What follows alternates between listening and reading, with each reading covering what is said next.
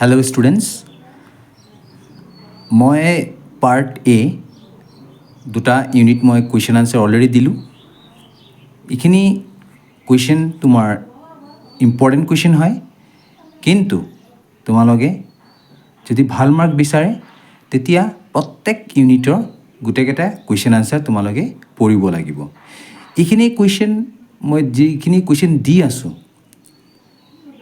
অকণমান selective question হয়, important question হয়।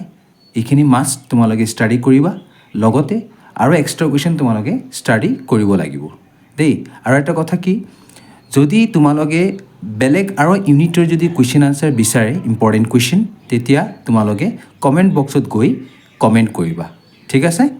তো আৰম্ভ কৰিম। চাবা, প্ৰথম ইয়াত পাৰ্ট বি, চেপ্টাৰ নাম হৈছে কেছ ফ্ল' ষ্টেটমেণ্ট। এই ইউনিটৰ প্ৰথম চাবা, ইয়াত কেছ ফ্ল' ফ্ৰম ফাইনেন্সিং এক্টিভিটিজ, ইয়াৰ মিনিংটো পঢ়িবা।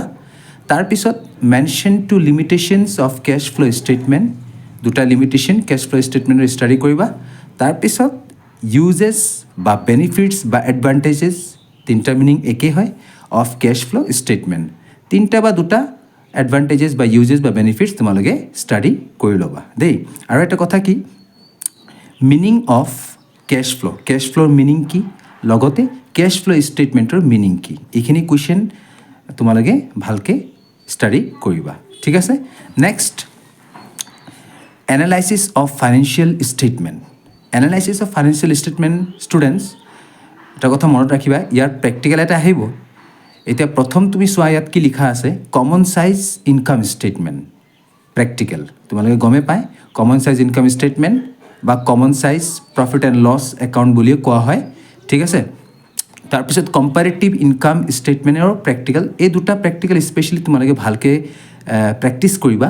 লগতে আৰু আছে তোমাৰ common size balance sheet, comparative balance sheet, এইখিনিও ষ্টাডি কৰিবা, এইখিনিও প্ৰেক্টিছ কৰিবা। কিন্তু এই দুটা প্ৰেক্টিকেল ভালকৈ তোমালোকে প্ৰেক্টিছ কৰিবা, ঠিক আছে। তাৰপিছত চোৱা ষ্টুডেণ্টছ, ইয়াত next question number 3, comparative statement of profit and loss. ইয়াক আমি কম্পাৰেটিভ ষ্টেটমেণ্ট বা কম্পাৰেটিভ ইনকাম ষ্টেটমেণ্ট বুলিও কওঁ, ঠিক আছে। তো ইয়াৰ মিনিং আৰু অবজেক্টিভছ দুটাও তোমালোকে পঢ়িবা। তাৰপিছত নেক্সট কুৱেশ্যন, তোমাৰ question number 4, who are the users of financial statements, কোন কোন ফাইনেন্সিয়েল ষ্টেটমেণ্ট ইউজাৰ হয় এইখিনি লিখিবা।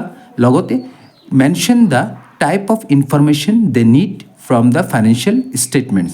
এই ফাইনেন্সিয়েল ষ্টেটমেণ্টছৰ কি কি টাইপছৰ ইনফৰমেশ্যন আছে এইখিনি তোমালোকে লিখিবা, ঠিক আছে। তাৰপিছত নেক্সট কুৱেশ্যন চোৱা, ইয়াত কি লিখা আছে, what is comparative statement, what do they show' meaning আৰু হোৱাট ডু দে শ্ব', এই দুটা তোমালোকে ষ্টাডি কৰিবা। তাৰপিছত question number 6, what is common size statement, give any two uses of it, ঠিক আছে। এইখিনি কুৱেশ্যন হ'ল তোমাৰ এনালাইচিছ অফ ফাইনেন্সিয়েল ষ্টেটমেণ্ট।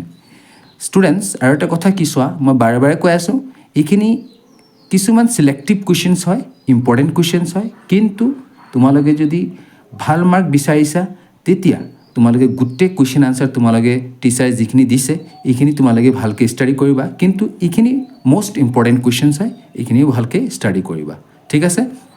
তাৰপিছত চোৱা next, issue and redemption of debenture. চোৱা, ইয়াত প্ৰথম আছে methods of redemption of debenture. তো ৰিডামশ্যন অফ ডিবেঞ্চাৰ্ছৰ মেথডছখিনি তোমালোকে ষ্টাডি কৰিবা।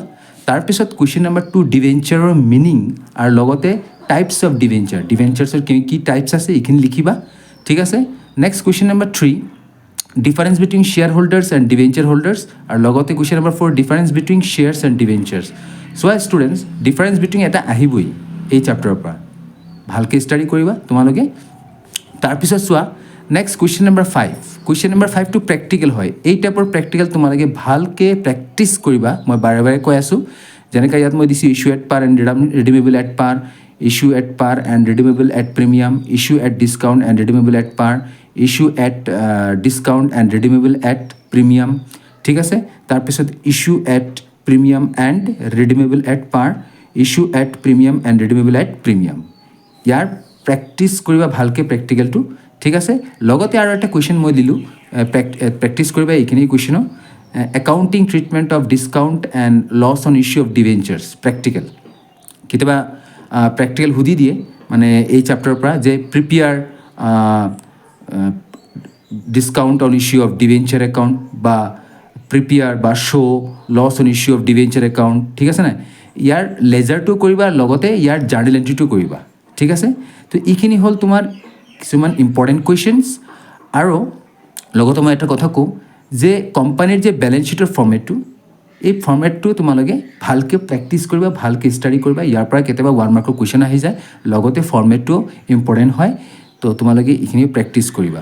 মই কৈ আছোঁ কোম্পানী বেলেঞ্চ শ্বীট, ঠিক আছে?